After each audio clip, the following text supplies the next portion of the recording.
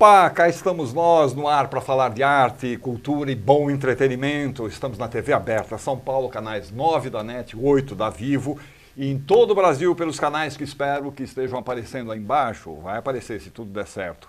E também pelo site tvaberta.tv.br para todo o sistema solar. Você pode nos acompanhar também pelo Facebook, pelo Instagram. Tem sempre coisas novas por lá e pelo nosso canal do YouTube, onde a gente guarda todas as entrevistas que a gente faz aqui neste programa. Ou seja, só não vê quem não quiser. Então vamos começar, o Em Cartaz está no ar.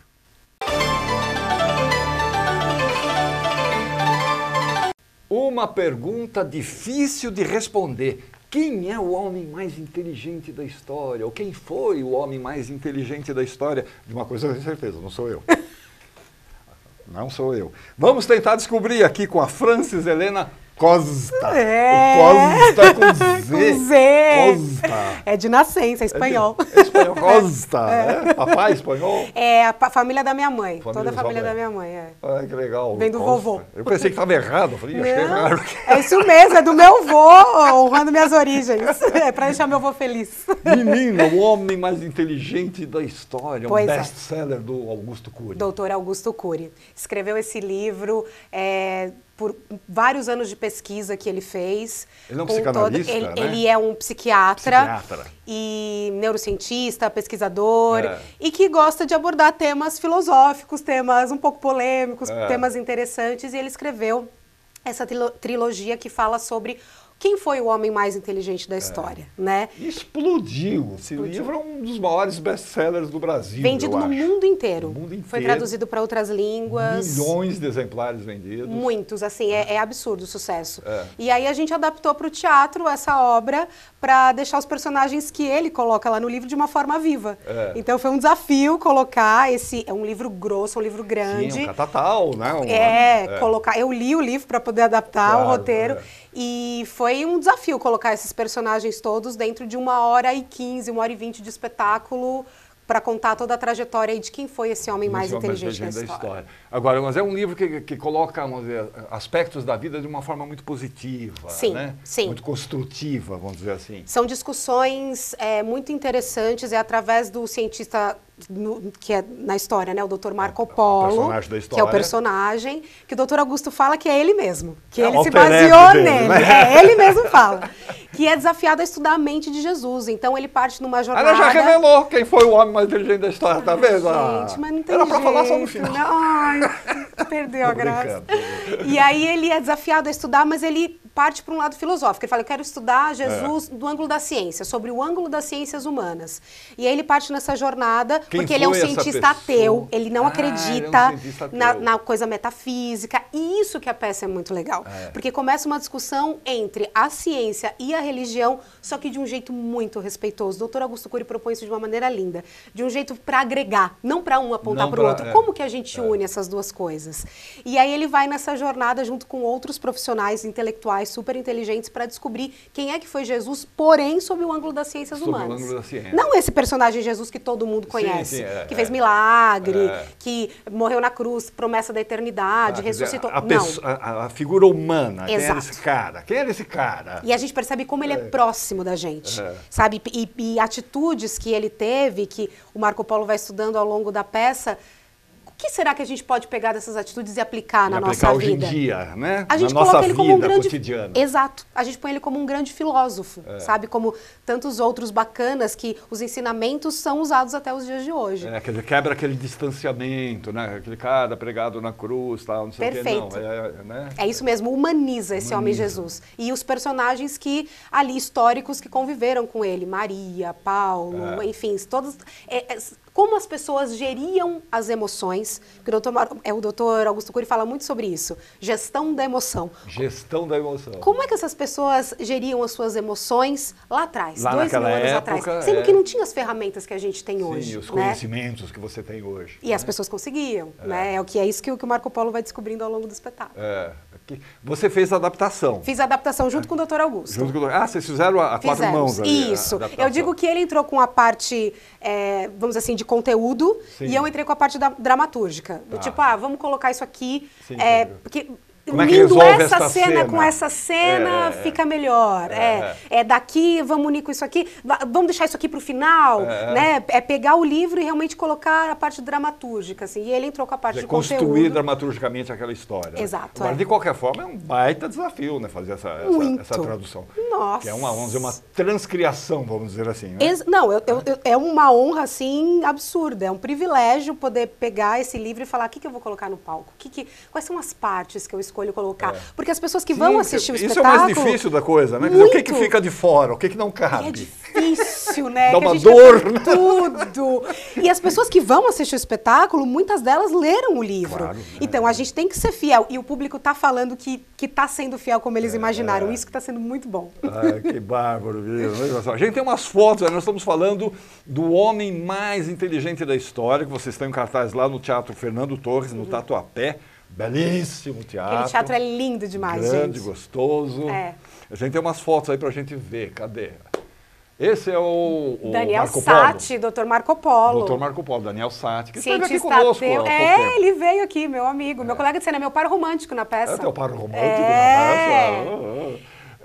Ele, então... Peraí, volta lá. Ele é o... Ele é o cientista ateu que é desafiado a estudar a mente de Jesus e começa a descobrir um homem que ele não imaginava que ia descobrir. Uma jornada bem interessante que ele vive. Legal, vamos lá. Aí é Marco Polo e Sofia, eu faço a personagem Sofia, que é uma neurocientista também, que adora dar uma provocada no Dr. Marco Polo, sabe? Cutuca ele, fala, você não pode ser assim, você tem que abrir mais a cabeça, vamos ver por esse lado. E ela tem um passado de vida super difícil, que vai sendo revelado ao longo da peça. Eu digo que a Sofia, para mim, ela é um exemplo de superação. Ela é uma inspiração mesmo. É uma personagem que te inspira muito, assim, como pessoa mesmo. Como pessoa, aprendi muito com ela. Isso é legal, né? Como o personagem ensina coisas pra gente. Demais. Né? Como o personagem te traz. Que mais? Aí é a Sofia, o Marco Polo e a Ana. Ana é a primeira esposa do Dr. Marco Polo, que eu não vou contar. A Sofia é a segunda? A Sofia, a gente não sabe bem o que é. Eu quero saber da Sofia. É surpresa, tem que assistir o espetáculo. Sofia tá aí sozinha na frente, ó, o Marco tá lá com a Ana. A Sofia tá com uma cara esquisita.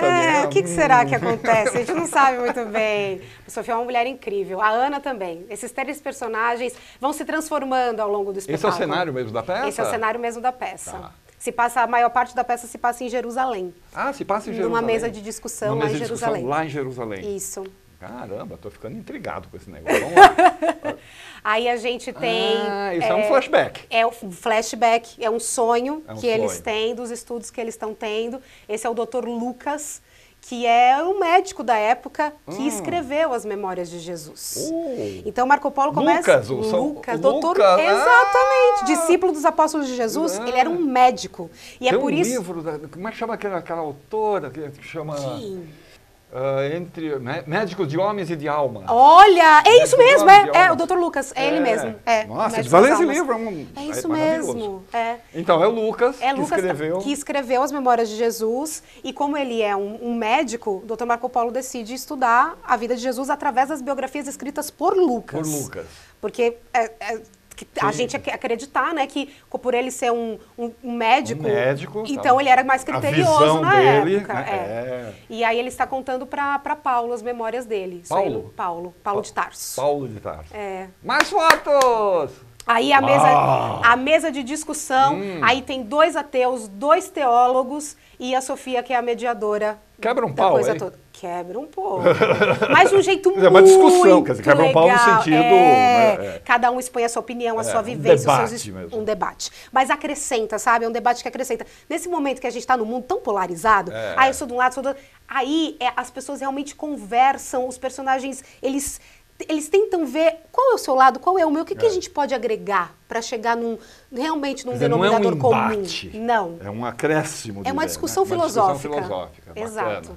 Que mais? Aí é o elenco todo, a Liga da Justiça, a gente brinca. Você consegue falar o nome de todo mundo? Lá em cima a gente tem o Murilo Inforsato, do lado Renan Rezende, Pietro Alonso, Priscila Dieminger, o Daniel Satti e eu, Francis Helena Costa. Olha, muito bem!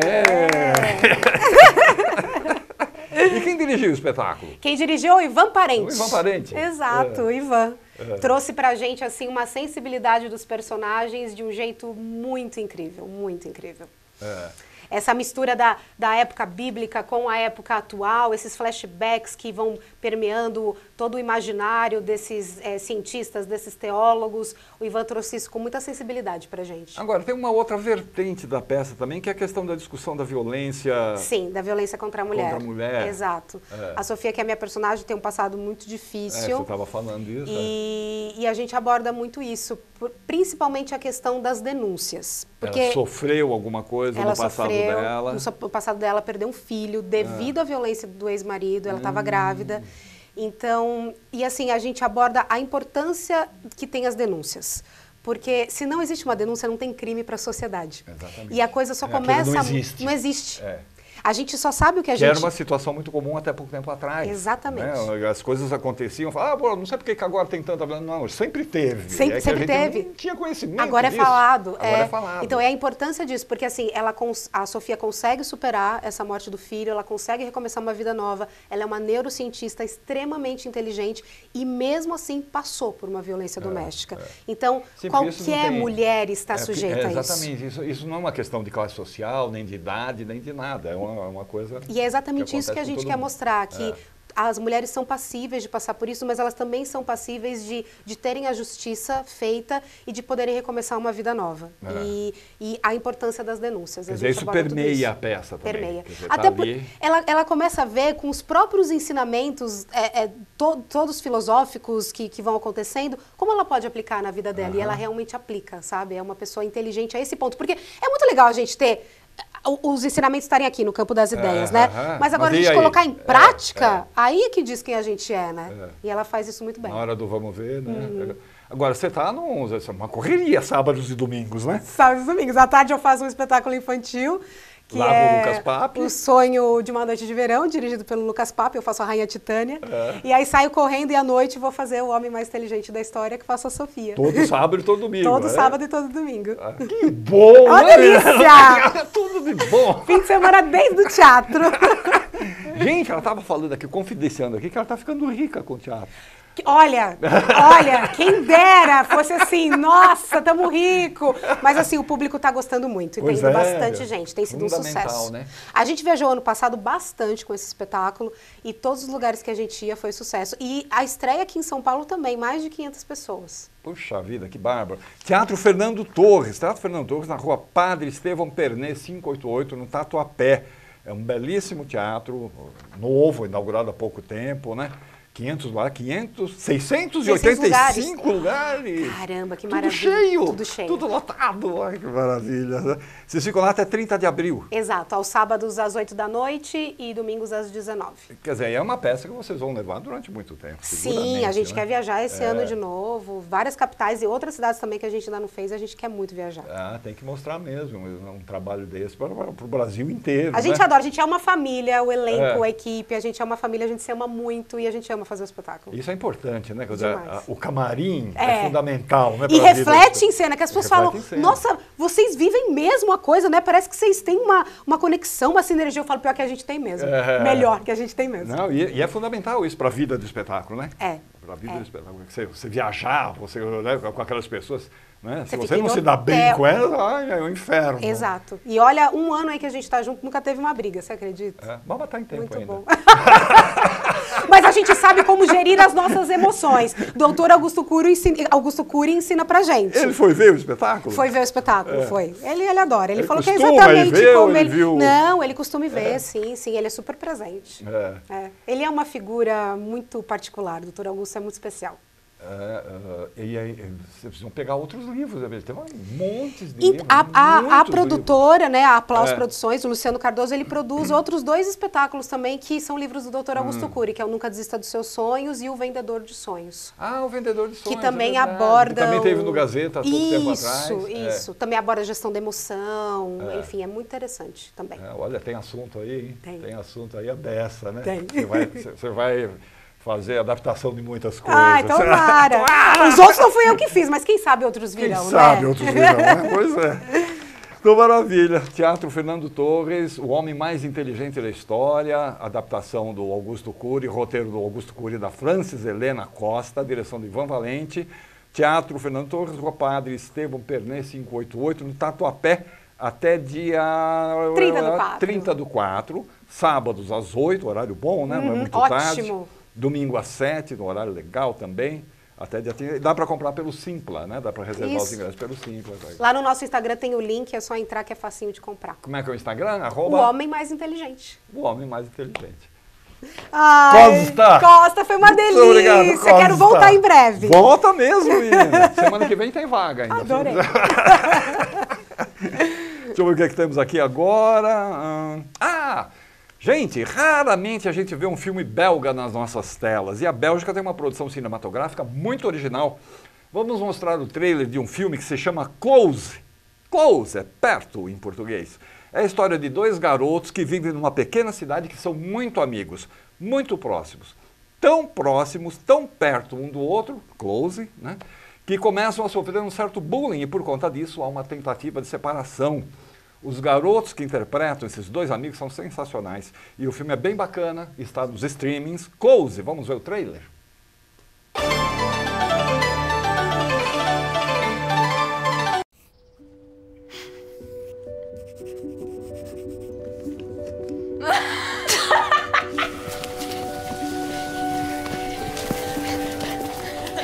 Je vais dormir chez Rémi ce soir.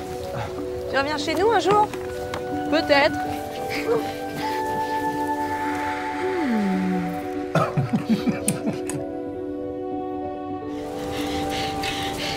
Est-ce que je peux poser une question? Est-ce que vous êtes ensemble? Non. Sûr? Sûr et certain.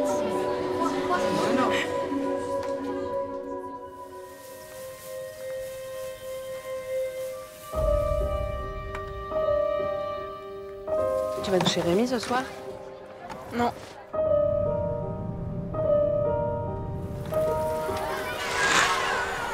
Non, tu attends toujours, mais là tu me laisses. Qu'est-ce qui t'arrive?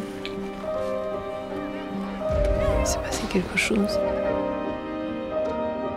Dis-moi.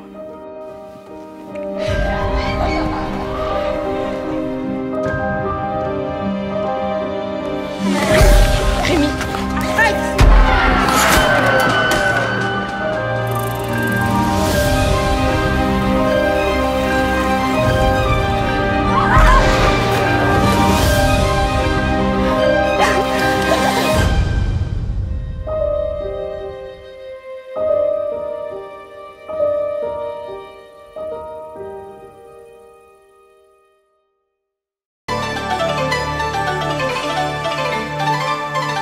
O Cauê foi um prematuro de 26 semanas, um prematuro extremo, e ficou bastante tempo internado lá onde eu moro, que é em Mogi. Aí ele veio para Santa Casa, foi descoberto que ele tinha uma síndrome de Bartter, que é uma síndrome muito rara. Lá onde eu moro, muitas vezes o médico falou para mim que ele não ia sobreviver. Aqui não. Aqui quando ele foi internado, o médico falou assim, não mãe, você tem que passar força, nós estamos aqui para te ajudar, para te dar força. E isso foi nos sustentando a cada dia, parece que é uma força que vai crescendo mais. Às vezes nós saímos de casa com o coração tão apertado e parece que quando você coloca o pé aqui, parece que o seu coração já dá aquele, sabe, aquela calma. E isso é muito legal. Eu acho que se não fosse pela Santa Casa, eu acho que ele nem estaria vivo hoje. O que foi? Tá chorando por quê? Eu gosto dos médicos. Eles me ajudam em muita coisa.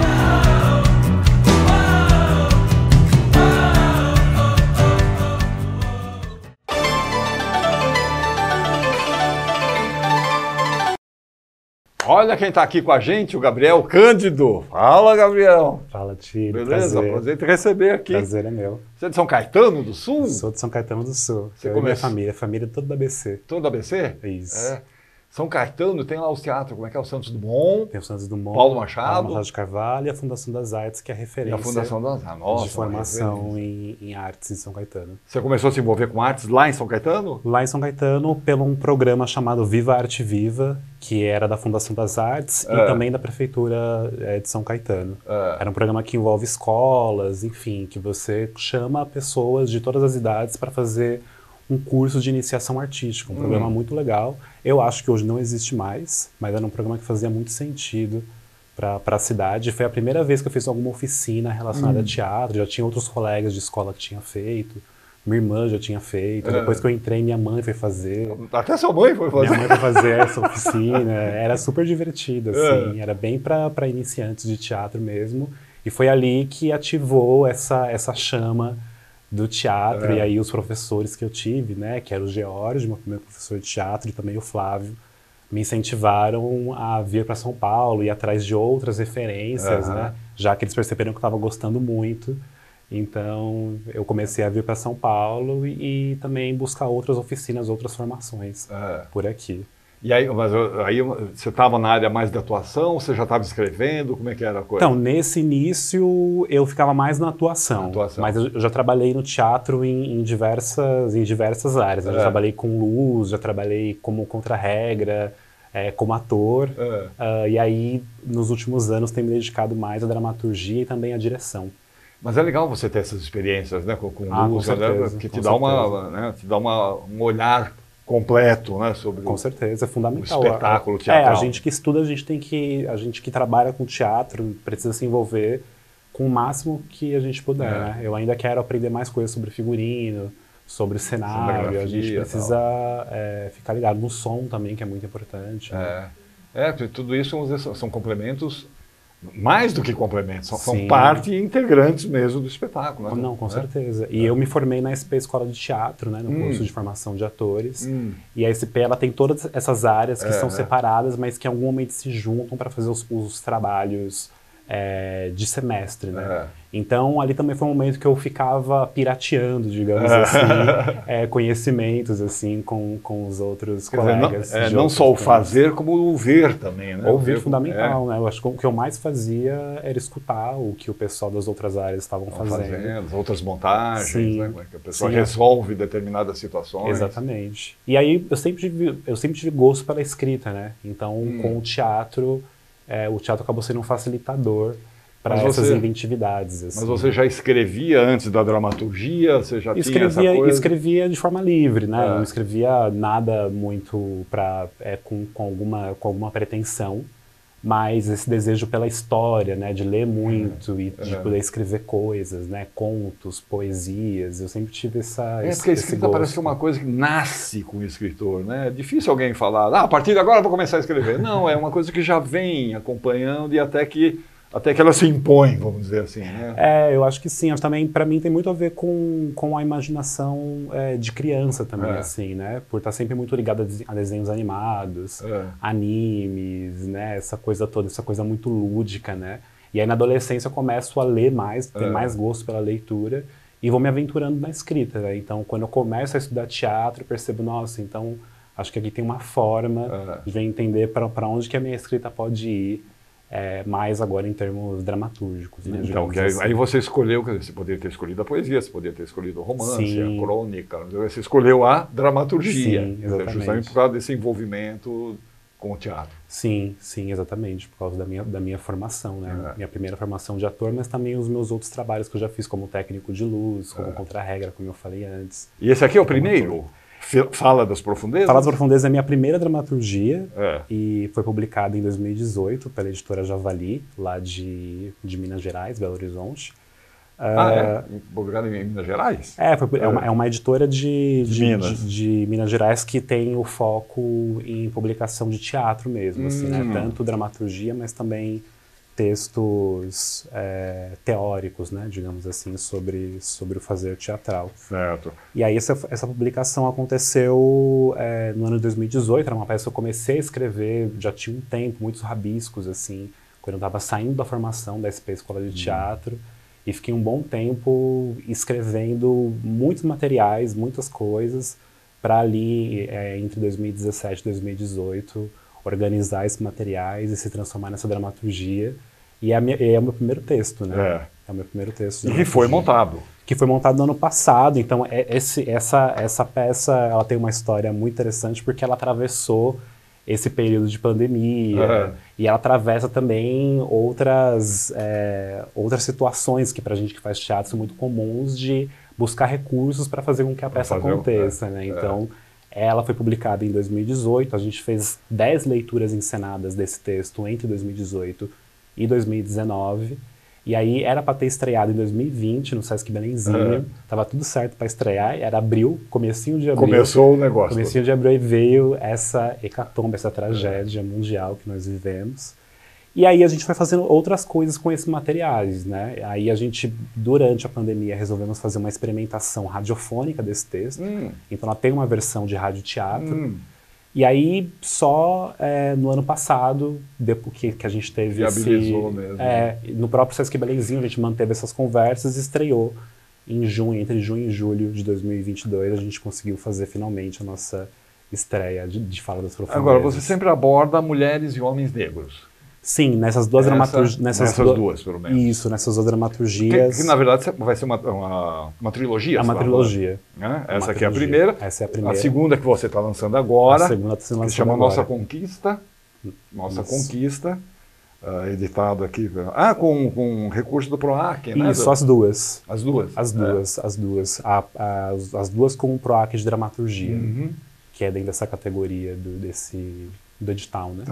Então esse aqui é o segundo exemplar da trilogia, vamos dizer assim. É a segunda parte da trilogia. Conquista. É a segunda dramaturgia que eu pretendo montar não tão breve assim, porque eu ainda estou curtindo o Fala das Profundezas que acabou de estrear. Acabou de estrear. A gente vai curtir bastante Fala das Profundezas e depois vamos começar a pensar na montagem de Agora, Nossa imagino, Conquista. Por ser uma trilogia, quer dizer, tem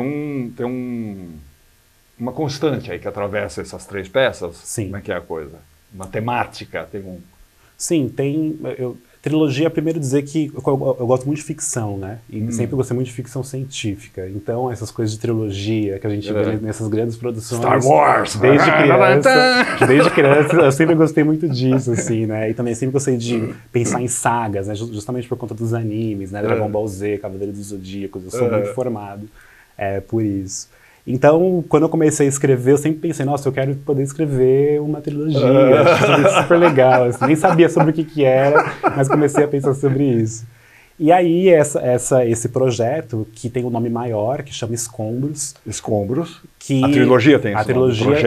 O projeto tem esse nome, que chama Escombros. Escombros, quer dizer, que coisas... a ideia... destruídas, acabadas, restos. É quase que pensar...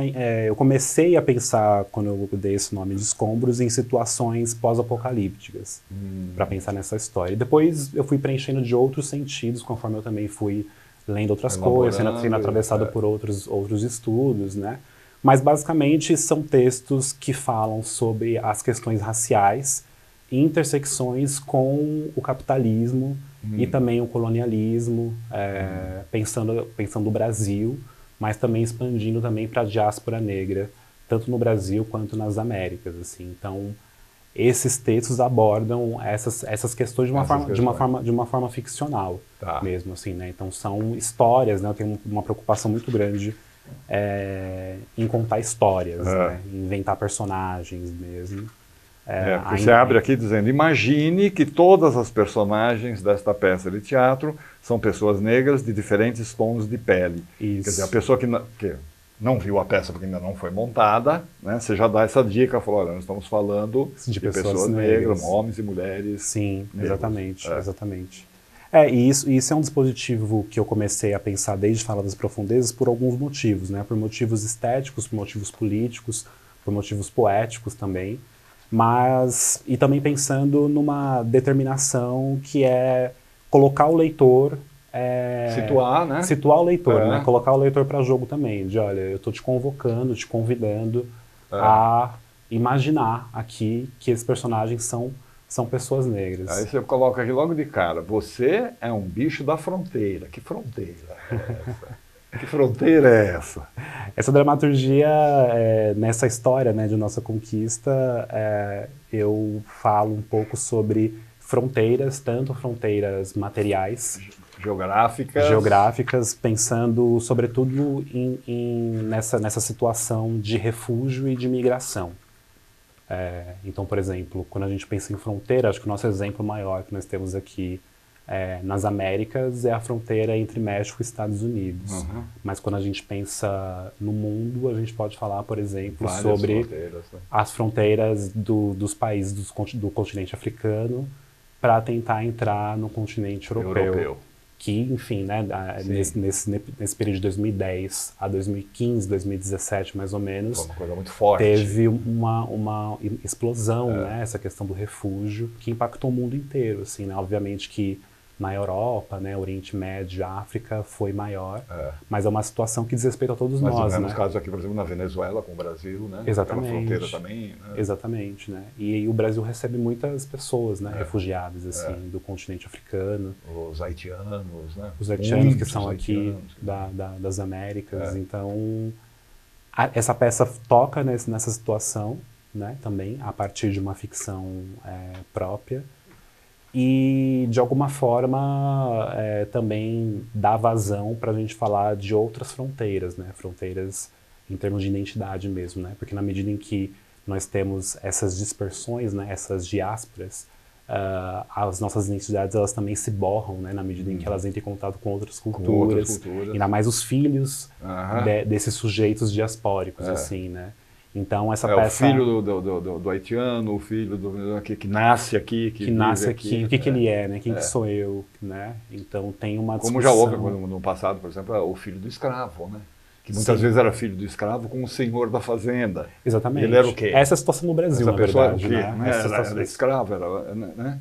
A situação no Brasil é essa, né? A situação dessa miscigenação forçada, né, dos senhores de engenho com as pessoas escravizadas, sobretudo por meio de estupro de mulheres negras naquela situação. Então o Brasil ele é formado por isso. Você é um soldado da paz. Quer dizer, aí que tem uma mensagem aqui otimista, vamos dizer assim. Olha, ou não? Na verdade não. Na verdade não. Na verdade, aqui a inspiração para essa personagem, né, para esse personagem que tem na peça chamado Soldados da Paz, tem a ver com a missão no Haiti, justamente, né, da MINUSTAH. Que o Brasil foi um país que, inclusive, esteve lá, liderou presente, liderou essa missão, e os haitianos têm muitas denúncias, inclusive, sobre a MINUSTAH. Então aí é um jogo que eu faço, essa referência né? com a MINUSTAH, de você chegar num país, num território, com uma força militar, com o interesse de uma pacificação. Uma pacificação que vem de um outro, né? De um outro olhar, de um olhar colonizador, digamos assim. Ainda e o mais curioso e contraditório é que isso vem do Brasil, que é um país com os seus problemas, né? Também. Coloniais, raciais, enfim. Então a peça também, eu também tive essa referência para poder imaginar essa história. Quem é você? Essa é a pergunta, né?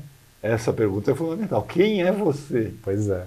Produto de tudo isso, né? Resultado de tudo isso, de todo esse amálgama dessas junções, dessas separações, desse radicalismo, de tudo isso, né? Sim, exatamente. No decorrer da dramaturgia, quando chega nesse momento, onde tenta fazer um enlace, né, de tudo que aconteceu anteriormente, e justamente perguntar, né, quem é você aqui nessa história? É uma pergunta que a gente faz, assim, para quem estiver lendo, né?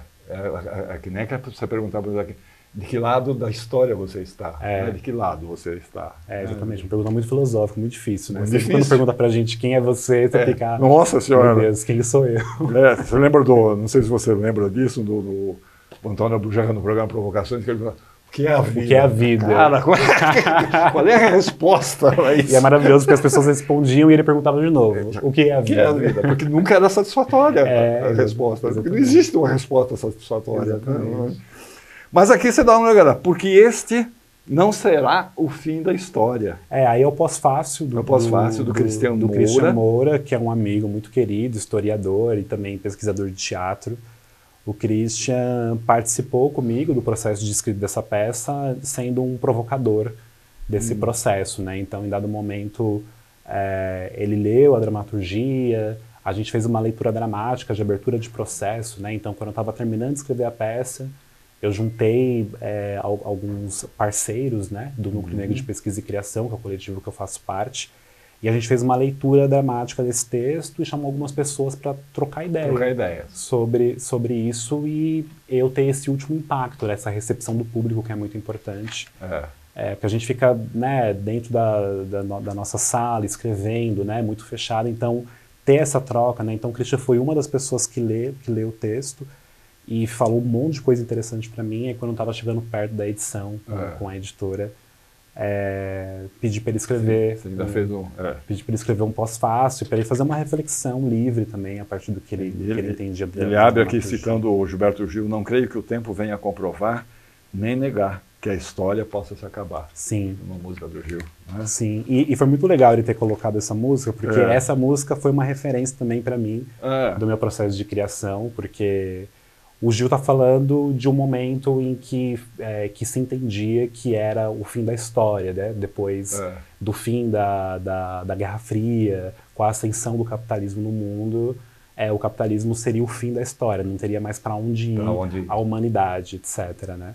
Então, o Gil, nesse contexto, nesse disco, né, que chama Parabólica, ele escreve essa música, e essa música, enfim, foi inspiração para eu pensar também que nessa dramaturgia tem uma disputa pela história, tem uma disputa por a gente entender que há caminho, há vida, há possibilidade de solução, de imaginação para a gente viver de uma forma digna, todas as pessoas viverem de uma forma digna, né? Então, no final das contas, essa peça ela também está em disputa com esses discursos de estagnação capitalista mesmo, assim, em termos de que a vida é isso. E a gente está vendo que realmente as coisas mudam a cada minuto, a cada dia, né? Exatamente. As coisas estão em trânsito, estão em movimento, né? Exatamente. Gabriel, onde é que, se alguém tiver interesse em comprar o seu livro, como é que faz? Essa publicação dessa vez está sendo editada pela editora Entremares, que é uma editora independente daqui de São Paulo. Então, para quem tiver interesse, é só entrar pelas redes sociais da própria editora Entremares, que é @editora Entremares. Tem vendas online, eles entregam para todo o Brasil. E também dá para entrar em contato diretamente comigo, pelas redes sociais do Núcleo Negro de Pesquisa e Criação, que é o coletivo que eu faço parte. Que é @nnpc.sp. @nnpc.sp. Lá você pode mandar uma mensagem pra gente, também tem lá todas as informações do livro, do lançamento do livro, como é que foi o lançamento, etc. Depois posso até mandar foto para vocês verem. Você ainda não começou a escrever o terceiro da trilogia? A terceira eu não comecei a escrever, eu ainda tô. Mas ele já tem... Tem uns anseios. Já está ruminando ali. Tem uns anseios e espero que saia, né, em algum momento, assim, de momento também com tranquilidade também, assim, né. Mas curtir essas duas, curtir o lançamento dessa e o Fala das Profundezas, que a gente vai circular esse ano na cidade de São Paulo. Avisa a gente para a gente divulgar rolar aqui. Sim, para vocês irem divulgar. Beleza. A gente vai fazer bastante Falar das Profundezas ainda. Maravilha. Gabriel Cândido, obrigado, cara. Foi um prazer te conhecer. Eu que agradeço. Parabéns pelo seu trabalho. Obrigado. E tomara que saia logo essa terceira aí para a gente conversar mais. Sim, tá bom. Obrigado, Martílio. Deixa eu ver o que temos agora. Agora é hora de sabermos algumas das atrações para o final de semana. Vão acontecer em todo o país. Escolha pelo menos uma, saia da frente da televisão. É a nossa Agenda Brasil.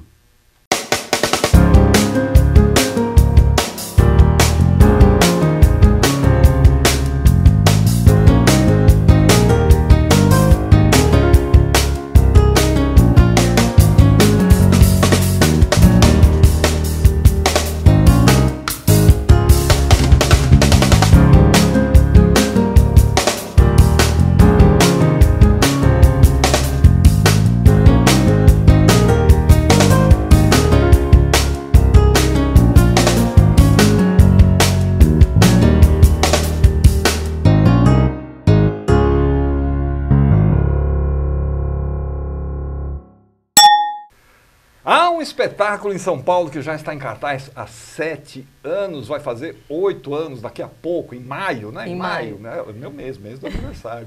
7 anos, 8 anos, gente, é um fenômeno. Para falar sobre essa peça, que já vamos revelar qual é, temos aqui a Samara Pereira. Tudo bom, Samara? Oi, Atílio, tudo ótimo. Prazer te receber aqui. Prazer é meu. Você trouxe o Zequita? Isso. Zeca Borzi. Exato. Borzi, B-O-R-Z-I. Isso mesmo. B-O-R-Z-I. Acertou, é isso mesmo. Gente, a banheira. A gente está em cartaz, agora em maio faz 8 anos que a banheira está em cartaz. Estreou onde? Quando? Ela estreou no Teatro No Teatro Folha, ali no Shopping Genópolis, Estreou 8 anos atrás lá, com outra formação também, né? Porque 8 anos o elenco vai mudando. A direção também agora está com a Val, ela faz a adaptação de direção, a Val Keller. Val Keller. Isso, e a gente está hoje no Maria de la Costa. O texto é do Gugu Keller. Sim. O que é? Marido, irmão? Ou irmão. É irmão. Irmão da Val. E aí a Val produziu a peça no começo, né? Quem dirigiu a primeira direção foi do Alexandre Reineck. Do Alexandre Reineck? Isso. Aí depois ele acabou saindo e a Val assumiu a adaptação de direção. E desde então ela vem cuidando do espetáculo como se fosse um filho, assim, né?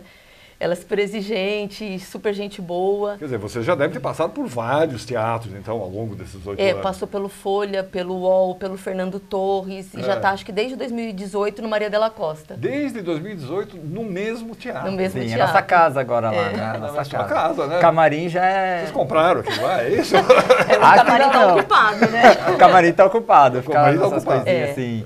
É muito legal que a gente sente muita vontade, é realmente a nossa casa mesmo. A gente vai todo final de semana, né? Então...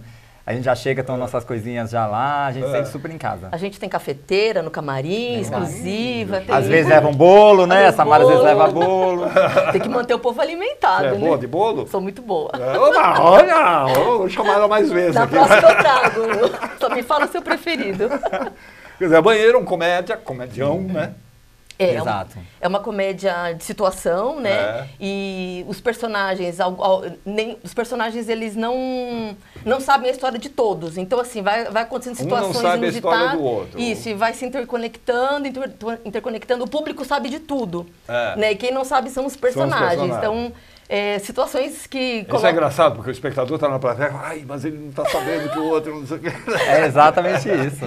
Às vezes o espectador fala, cuidado, não sei o quê. Olha!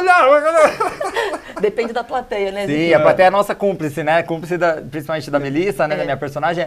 Eu converso muito com a plateia, troco ideia com a plateia, então eles acabam sendo nosso cúmplice, porque... eles sabem toda a história, eles, às vezes tentando ajudar, tentando passar dicas né, do que está acontecendo para a personagem saber. Na verdade, a plateia toda ama o personagem do Zequita, que é a Melissa, né? Então, assim, a plateia vai com ele, vai com ela, né? Vai com ela a peça toda. E é ela que comanda o espetáculo. Agora, você falou vai com ele e vai com ela. Vai com ele e vai com ela. Por que vai ele com ele barra ela, né? É porque a Melissa, ela é uma transexual e ela é muito divertida, ela é muito carismática. No começo da peça, quando ela entra, a plateia ainda fica meio assim, quem é esse ser? Né? Quem é essa pessoa? E aos poucos, conforme a peça vai acontecendo, ela vai conquistando a plateia, né? Eles vão ficando parceiro dela, veem que realmente ela, dos personagens todos, ela é a mais honesta, a que mais sabe de si, a que é mais segura, né? E então eles começam a gostar dela, ficam do lado dela ali, viram parceiros. Melissa. A Melissa. E aí é isso, né? Tem uma interação muito grande da Melissa com a plateia. Ela é extremamente carismática, né? Então, em 2 minutos de peça, todo mundo já está apaixonado. Conquistou todo mundo, né? Mas você faz? Eu faço a Fernanda. Que é a esposa. Fernanda. Que é a esposa, né? Então, a peça tem um casal, tem a Melissa, que é uma trans, e tem a vizinha e tem um ladrão. Um ladrão. E aí, as pessoas, o que acontece? Esse ladrão, à medida que a peça vai passando, vai prendendo todo mundo no banheiro. Então, uma hora prende a Melissa, outra hora prende o marido, outra hora prende a Fernanda. Então, a história toda se passa dentro de um banheiro. E quase toda ela dentro de uma banheira. Exato. O rolo acontece porque a Melissa está lá no apartamento e ela não pode aparecer. O marido tem que esconder. Por que ela não pode aparecer? Porque, menino, você acredita que ele é casado com a Fernanda? E leva a Melissa para o apartamento? Mas que burro. Pois é, né? Tanto lugar para levar, levou lá. Mas a gente fala lá na peça, eles têm um fetiche, os clientes que saem. Então ele levou ela lá. E aí quando o ladrão entra, ele tem que dar um jeito de esconder a Melissa. Aí ele decide esconder na banheira. No banheiro, por isso chama... na banheira. Exatamente. A Melissa, eu passo boa parte da peça dentro da banheira. Literalmente. É muito Literalmente. divertido, porque os personagens... E assim, é como se o público estivesse dentro da banheira com a gente, né? Então, tudo acontece ali naquele universo e a banheira, ela é como se fosse o armário, né? Sabe? Sim, você esconde no armário. É uma metáfora do que acontece armário, exatamente. É uma metáfora mesmo de você querer ficar escondido no armário, né? Dos assuntos tabus da nossa sociedade que a gente deixa escondido, deixa embaixo do tapete, deixa dentro do armário. A banheira é uma metáfora para isso mesmo. Por isso que a Melissa, ela é sempre colocada dentro do armário. Mas no final da peça aí... Não conta, não, né? Não é spoiler. Mas ao longo da peça... Ninguém vai assistir. Pois é. Mas ao longo da peça, as pessoas vão conhecendo a Melissa melhor e a gente consegue reverter isso, né? A Banheira está em cartaz lá no Teatro Maria de la Costa, sábado... Como é que é? Sexta, sábado? Sexta, sábados e domingos. Esse mês de fevereiro, a gente, alguns finais de semana, vai fazer de sexta e sábado e outros de sábado e domingo. Então é bom entrar no site do teatro para ver, para conferir se é sexta ou sábado e domingo. Mas a gente normalmente fica de sexta a domingo. E a ideia é continuar lá... mais 8 anos, né? Pelo menos, porque a gente chegou faz menos tempo, né? A gente já não está esses 8 anos, então a gente quer ficar pelo menos um tempinho lá. Eu faço um ano de banheira em maio e você entrou em... Eu entrei em setembro. Fresquinho, 6 meses ainda, nem 6 meses ainda. Quero ficar mais tempo. Tem muita banheira. Tem muita banheira ainda pra fazer. A gente tem umas fotos aí, vamos ver as fotos da banheira que está em cartaz lá no Teatro Maria de la Costa. Olha lá. Bom, ali a gente, acho que é o elenco inteiro, ou não? Isso, tá, o elenco todo. O marido, que é o Wagner Maciel. De gravata ali no meio, o Wagner Maciel. A vizinha Glaura Lacerda, que é uma comediante sensacional. Sim. Aquela que está bem atrás dele ali. De vez ela é vizinha, aquelas vizinhas que ela xereta tudo. Ajuda demais. E depois atrapalha, né? Tanto ajudar, acaba atrapalhando. E depois tem o Ladrão, que é o Jorge Paulo também, que é um outro comediante muito bom. Sim, e a personagem principal, que é a banheira, dá pra ver aí. A banheira, né? A banheira é transparente. Essa é a banheira. Então o público me vê lá dentro, exatamente. As reações da Melissa lá dentro da banheira. Ela tem uma tampa, mas dá pra ver ali na lateral. E você lá atrás, esposa, né? Tô eu ali. Isso daí é... Uma das cenas finais da peça. A gente realmente fica dentro da banheira, Caramba, meu. E é muito divertido, porque é um entra e sai, entra na banheira, sai da banheira, entra na banheira, entra no banheiro, entra, sai do banheiro. E o público às vezes quer tirar foto dentro da banheira, né? Muito verdade. No final a gente tira foto com a plateia. Pode tirar foto? Pode. Sim. Dentro da banheira. Acontece. Mas, sim, acontece. Aí eu vamos lá. E sai umas fotos boas, sai umas fotos bonitas. Imagino, né? É curioso. Você tem cabelo ali, né? Eu tenho. Sabe que eu mudo? Eu já fiz outras personagens também que eu usava outros cabelos também. É bom, né? É bom, pode variar. Agora eu tô loira, olha lá. Olha a Melissa lá. Tá vendo? Ela é poderosa. Melissa é poderosa. Empoderada, poderosa, cativante. Vocês vão assistir, vocês vão ver. Eu imagino que em algum momento as pessoas ficam sabendo que a Melissa tá lá, né? Ou não, já é spoiler. Já é spoiler demais. Então, esquece, não, pequeno spoiler, né? Mas pode, pequeno spoiler pode, né? No finalzinho... Uma coisa legal da peça que eu acho que vale a pena falar é que ela traz uma reflexão, né? Porque assim, não é uma comédia sem nenhuma intenção.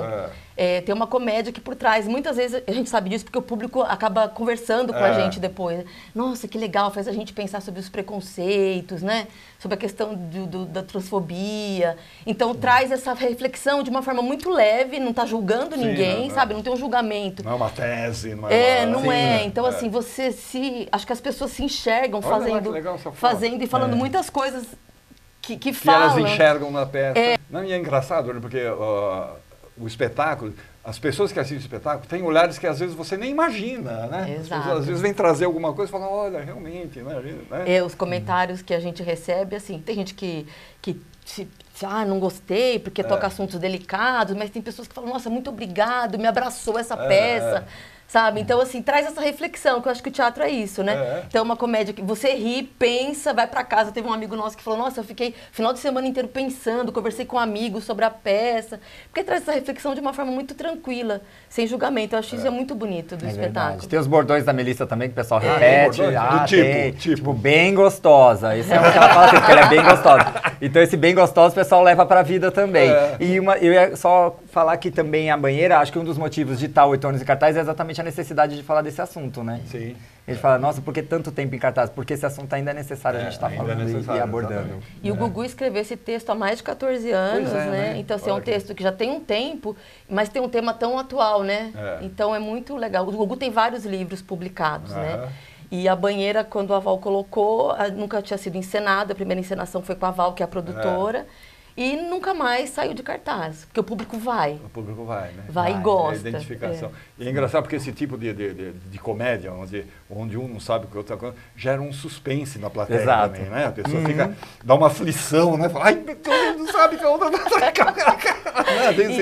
E é uma delícia isso, né? E tem uns momentos que quase toda a plateia faz igual, né? É verdade. Tipo, vai pra banheira. De novo! Sai da banheira. Porque ela entra na banheira, sai da banheira. Eu não sei nem quantas vezes eu entro nessa banheira e saio dessa banheira, Tília. Eu nem sei, já perco as contas. Uma coisa que é legal. O Zequita, ele não sai de cena. É verdade. Ele tá 100% em cena. Então, quem entra e sai são os outros personagens. As personagens saem. A única vez que eu não tô falando é que eu não tô na banheira, mas eu tô lá, você viu que dá pra ver. A plateia consegue me ver lá dentro. Então, ele é o mote da coisa. Tudo acontece por causa da Melissa. E a plateia toda é cúmplice dela, né? Da Melissa. Então, exatamente. Tudo que vai ferir a Melissa, a plateia defende, né? Não sei o quê. Então, é muito legal. Aquele lance que eu falei de no começo causa uma estranheza, fala que figura é essa, porque ela é toda colorida, toda, né, excêntrica, chega lá chegando. Mas ao longo da peça eles vão ficando do lado dela, assim, vão conhecendo melhor a Melissa e vão vendo. Agora, eu imagino a aflição do Afonso. O desespero, né? Desespero, meu Deus do céu. Quem é a primeira pessoa que entra depois? Quem tá primeiro no banheiro é o Afonso com a Melissa. Com a Melissa, e depois entra a vizinha. Depois entra a vizinha aparece na casa e acaba parando. Também não sabe. Também não sabe. Mas vai descobrir. Vai acabar descobrindo. Então, e assim, a Melissa não sabe o que a vizinha sabe, a vizinha não sabe o que a Melissa sabe. O Afonso não sabe o que a Melissa sabe e a Melissa não sabe. Então, assim, ninguém sabe o que o outro sabe, né? Fica confusão, né? Não tem como não ser engraçado, sabe? É muito bom. E a esposa, em que momento que ela entra? Então é o grande finale, né? É o grande finale. A hora que cai, assim, a ficha da esposa. Demora pra cair a ficha, porque ela é sonsa. Mas quando ela entra lá no banheiro também, a cena é ótima, né? A gente junto é muito gostoso. Todas as cenas... Isso é legal também, porque a Melissa, apesar dela ser, assim, o centro do conflito ali, né? Todos os personagens têm suas características, têm seu espaço, né? Eu lembro a primeira vez que eu fui assistir, eu nem estava fazendo ainda. Você sai de lá lembrando de todos os personagens, sabe? Não é uma peça que você tem um personagem ou outro que você não vai comentar. Todos têm as suas características e sua importância na trama e tal. Eu acho muito legal isso também, né? Eles são marcantes. Todos se destacam, os personagens. E a nossa cena, no final, mais pro final, ela aparece lá na banheira e tal. E aí tem uma outra coisinha, um outro detalhe que a gente não pode contar aqui das duas. Vem aqui no programa, não pode contar não nada, pode, tem coisa que a gente não pode contar, né? Pra vocês irem assistir. A Val Keller, ela corta a nossa cabeça. Exatamente. Mas tem segredos entre as duas. Vão lá assistir que vocês vão saber segredos, o que é. Tem segredos. É uma peça de segredos. Então vocês... A carreira continua lá no Areia da Costa. A peça viajou ou não? A peça já viajou bastante. E talvez a gente viaje logo mais também, mas não podemos falar sobre isso ainda. Mas a gente vai viajar. Gente, tá tudo um segredo hoje, né? Não quero falar do segredo, não quero falar se vai viajar. Porque não é 100% ainda certeza, mas a gente pretende, assim, se aparecerem oportunidades pra gente viajar, sim. Talvez tenha só que trocar o cenário, porque essa banheira é bem pesada, ela é de ferro. Ela é de ferro pra aguentar todo mundo ali em cima também. Sim, como ela é suspensa, depois vocês reparem na foto, dá pra ver, ela é suspensa. Então ela precisa de uma estrutura de ferro pra aguentar o peso. Então teria que a gente talvez fazer um outro cenário um pouco mais... diferente. Pra poder transportar e tal, né? Mas... temos intenções de viajar, porque é legal, né? Pois Esse assunto é importante para o Brasil público, todo, sim. né? A banheira traz muito público de fora de São Paulo. Todo final de semana tem muita gente de fora. E o pessoal fala, vem pro Recife, vem pra Fortaleza, vem pro Florianópolis. Eles pedem, né? E a ideia não é viajar, mas é que às vezes acontece algum evento ou outro, né? Porque mesmo estando ali no Maria da Costa, a gente todo final de semana tem um bom público, sabe? Então, a gente não tem muita variação. Hoje deu, hoje não deu, como normalmente acontece, né? A gente tem um público, sabe, estável ali. E a gente quer mais, né? Então, venham! A banheira, gente! Teatro Maria da Costa. Então, por enquanto, é sexta, sábado e domingo, é isso? Isso. Sexta e sábado às 21 e sábado às 19. Domingo às 19. Sexta e sábado às 21, domingo às 19. Teatro Maria da Costa fica ali na Rua Paim, 72, fica na esquina da 9 de julho. Teatrão, né? É enorme. Teatrão.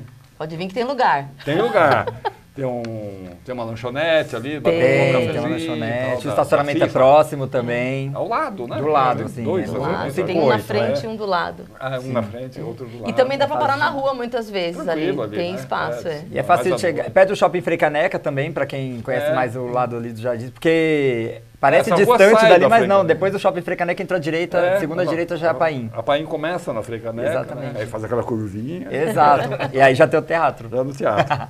Tá bom. Então até sei lá quando, né? Fica lá em cartaz. Vai ficando. Quando a gente for completar 9 anos, a gente volta. De ano em ano a gente vem aqui, vai ter cartão. Vamos deixar agendado. Vamos deixar agendado já. Marca aí, fevereiro do ano que vem. Sim. Samara, tudo de bom, muito sucesso, obrigada. Prazer te ver. Obrigado, viu? Obrigado mesmo. Beijo na Melissa. Vocês são irmãos, aliás? Somos separados na maternidade. Ele não sabe, mas... Não é isso, né? Que a gente vai no mesmo cabeleireiro. Mesmo corte. Jaça. Obrigado, gente. Obrigado. Vamos fazer o finalzinho aqui. O programa está chegando no fim, que pena. Mas é o seguinte, tem carnaval. Vocês vão fazer no carnaval? A gente faz sexta e sábado no carnaval. Sexta e sábado do carnaval. Quem tiver por aí não está muito afim da folia do carnaval, vai pra banheira. Teatro Maria da Costa. Tem carnaval aí, as águas vão rolar, 1000 blocos, desfile, etc. Mas, como sempre tem gente que não curte essa folia enlouquecedora, temos uma dica. A banheira no Teatro Maria da Costa, ou no YouTube você pode assistir um show do Johnny Hooker na íntegra, gravado lá em Recife, um belíssimo show, por sinal. O Johnny Hooker é recifense, cantor, compositor, ator, tem canções belíssimas no seu repertório e é uma figura envolvente. Entra lá no YouTube, procura lá, Johnny Hooker, o show se chama Macumba ao Vivo. É grátis no YouTube, está lá disponível, com boa qualidade e é bem bacana. O Em Cartaz vai ficando por aqui, não se esqueçam das nossas redes sociais e do nosso canal no YouTube. E a gente volta na semana que vem. Até lá, um beijo, um queijo. Tchau.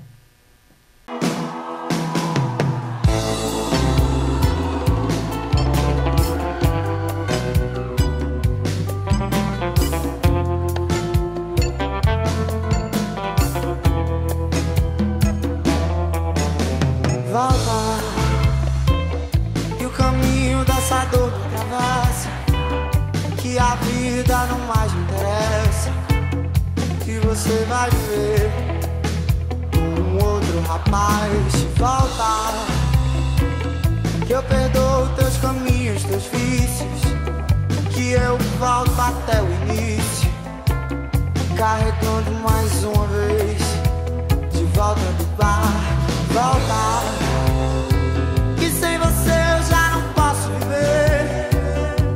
Impossível ter que escolher entre teu cheiro e nada mais. Volta, me diz que o nosso amor não é uma mentira e que você ainda precisa mais uma vez se desculpar.